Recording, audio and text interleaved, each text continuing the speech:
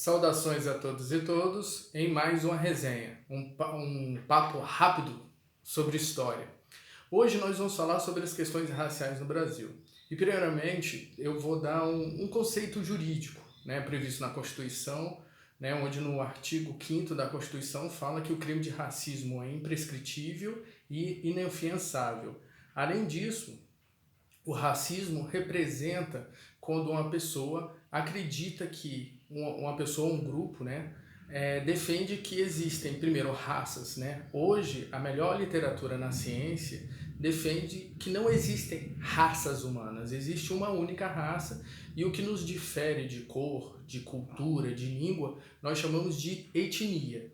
Então, voltando à questão racial, que historicamente foi usada por um povo dominar o outro e tentar justificar o que é injustificável, mas vamos lá. A questão do racismo, ela é a Lei 7.716 de 89, ela prevê que o racismo é crime e também a apologia ao racismo é crime. E o racismo consiste nisso, uma pessoa de uma determinada etnia defender que existe uma raça, que ele é de uma raça e que a sua raça é superior à outra. Então isso é crime. Além disso, existe a injúria racial. Já a injúria racial está prevista no Código Penal, ali no artigo 140, nos crimes contra a honra, no parágrafo 3º. Já a injúria racial, ela atinge a honra da pessoa, quando a pessoa, de maneira jocosa, ofensiva, xinga o outro, devido às suas características étnicas, culturais. Então, basicamente, é essa a diferença do racismo, do crime de racismo, para o crime para a injúria racial. É considerado um crime de menor potencial ofensivo a injúria racial. Além disso, historicamente, quando um povo, uma civilização tenta dominar a outra, como eu falei, para justificar o injustificável, ele defende a questão de que somos superiores, eles são inferiores, como muitas pessoas repassaram ao longo de séculos a ideia de que o negro aceitava escravidão. Isso é mentira.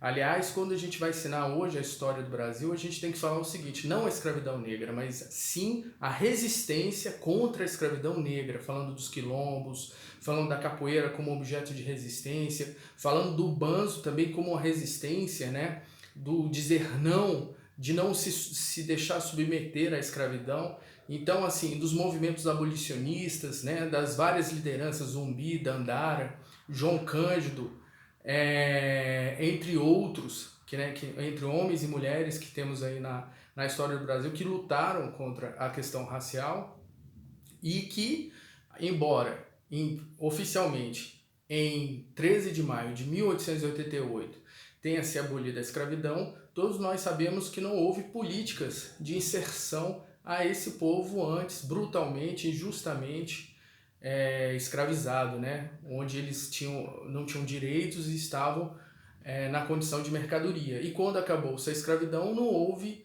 uma política afirmativa ou sequer qualquer política que fizesse assentamentos ou que fizesse uma inclusão social dessas pessoas antes vítimas dessa escravidão horrorosa que realmente marca a história do Brasil. Então, tivemos ainda como alguns desdobramentos o preconceito, a discriminação racial. O preconceito ele parte da ideia pré-concebida. Por exemplo, as religiões de matriz africana, a Umbanda, o Candomblé, que foi criado na África e veio para cá, a Umbanda já é brasileira, mas tem grande influência africana, elas sofrem preconceito, são vítimas de ataques, às vezes de pessoas que são intolerantes. E essa intolerância religiosa também é crime. Então, o que acontece? Isso é fruto de um processo de colonização que não respeitou a diversidade. Pelo contrário, quis de uma maneira brutal apagar a história do negro, apagar a história do indígena. Então, voltando, eu recordo que algumas pessoas diziam que o negro foi escravizado porque ele aceitava a escravidão. Uma baita mentira. Dizia que o indígena não foi escravizado porque ele era preguiçoso, outra mentira, não é? Na verdade, o indígena ele era sustentável, ele dá lições hoje num mundo tão depredado, tão destruído, né? Ele dá lições de sustentabilidade e de convívio harmonioso com a natureza.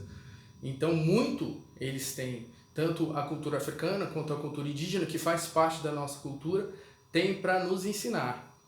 Então, voltando à questão do preconceito, o preconceito é você, sem entender aquela cultura, sem ter um mínimo convívio, às vezes por ouvir vozes preconceituosas, acaba tendo essa ideia preconcebida de que aquela cultura é assim ou assado, não é? De maneira desfavorável. Não é? Já a discriminação racial vem de você, com base a pessoa participar de um grupo étnico ou ter características étnicas, acreditar que ela é inferior por conta disso ou que alguma coisa a desprestigia por conta disso. Isso muito acontece com os indígenas, com os ciganos, com a população negra, com os candoblecistas, com umbandistas, não é? Muitas vezes eles são vítimas de discriminação e isso tudo é uma discriminação racial porque é com base no que eles acreditam, nos costumes, e isso tudo muitas vezes é em virtude de mera ignorância, né? De conhecer o outro, de respeitar a diversidade, não é? Então, quando estudamos a história da humanidade, nós percebemos que a diversidade é uma característica da humanidade. Não existe, não, por mais que tentem homogeneizar as pessoas, isso não é possível, porque a diversidade é uma coisa natural, né? Inerente à questão de humanidade, né? A questão de olhar, a questão de acreditar, de pertencer. Então, vale a pena ler muito sobre a questão racial no Brasil, porque o racismo existe, não superamos. Existem dados do IBGE que refletem isso, né? As condições favoráveis de afrodescendentes, de afro-brasileiros, né? Afro-brasileiros todos somos, mas os afrodescendentes, aqueles que têm a pele às vezes negra ou retinta, como dizem alguns estudiosos, acabam sofrendo o preconceito que não deixa de ser um desdobramento ainda da colonização que o Brasil sofreu. Reflita sobre isso. Um grande abraço e até a próxima aula.